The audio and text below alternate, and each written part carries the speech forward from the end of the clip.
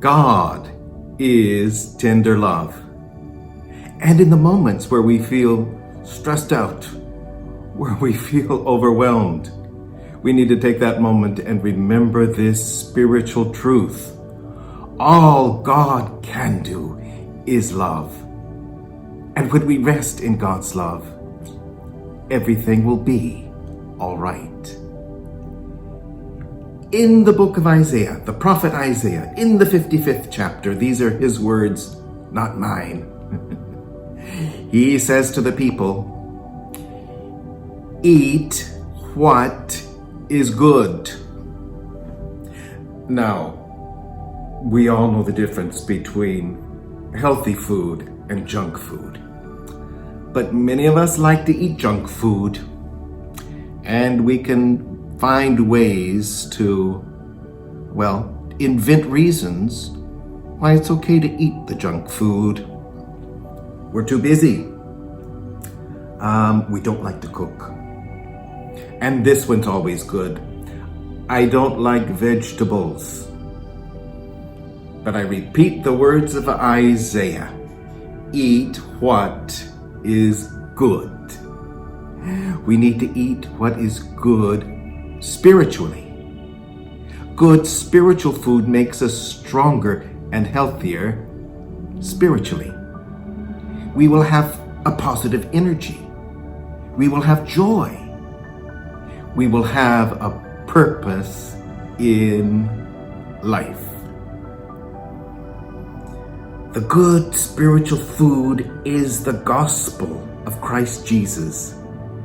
And the essence of the gospel is the announcement that Christ is risen from the dead and that we share in his life. Paul, in the book of Romans, it's in the 9th chapter. He shares very honestly his feelings. And he writes, "I have a great sorrow."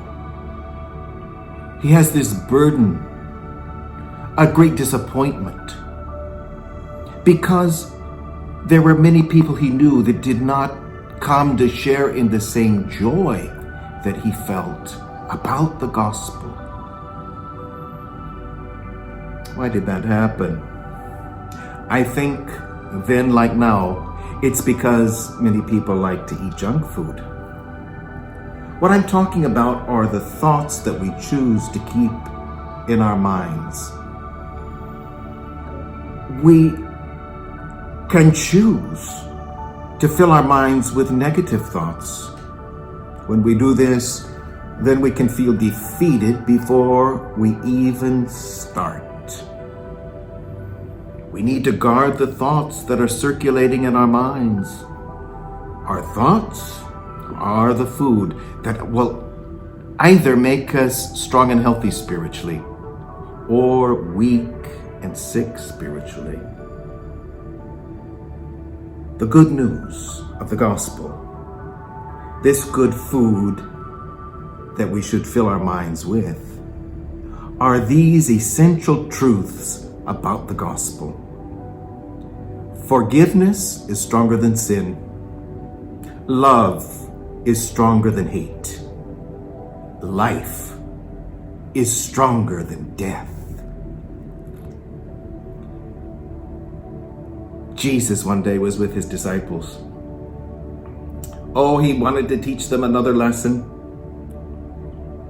It seems so hard for them to learn these lessons. But in the 14th chapter of the Gospel of Matthew, Jesus said to his disciples, because there was a great multitude of people there that day, he said, "Give them something to eat." Jesus gave his disciples this responsibility. They felt completely inadequate to this task. But Jesus insisted, "Give them something to eat." We read, it's so ridiculous. The disciples come back and they look at Jesus and say, "All we found, all we've got, are 5 loaves of fish, 5 loaves of bread, and 2 fish. It seemed impossible. But what they were to learn that day was that when Jesus is there, miracles can happen. Jesus took this small amount of food, he prayed, and then it multiplied, and there was enough food to feed everyone present. We too can feel inadequate to help feed others spiritually, but every disciple of Jesus is called to do that. To feed others spiritually requires that we live these spiritual truths. That forgiveness is stronger than sin, that love is stronger than hate, and that life is always stronger than death. When we live these spiritual truths, then we discover we're eating that good food, and it multiplies, and we can help feed others around us. Then there is not great sorrow. On the contrary, there is great joy.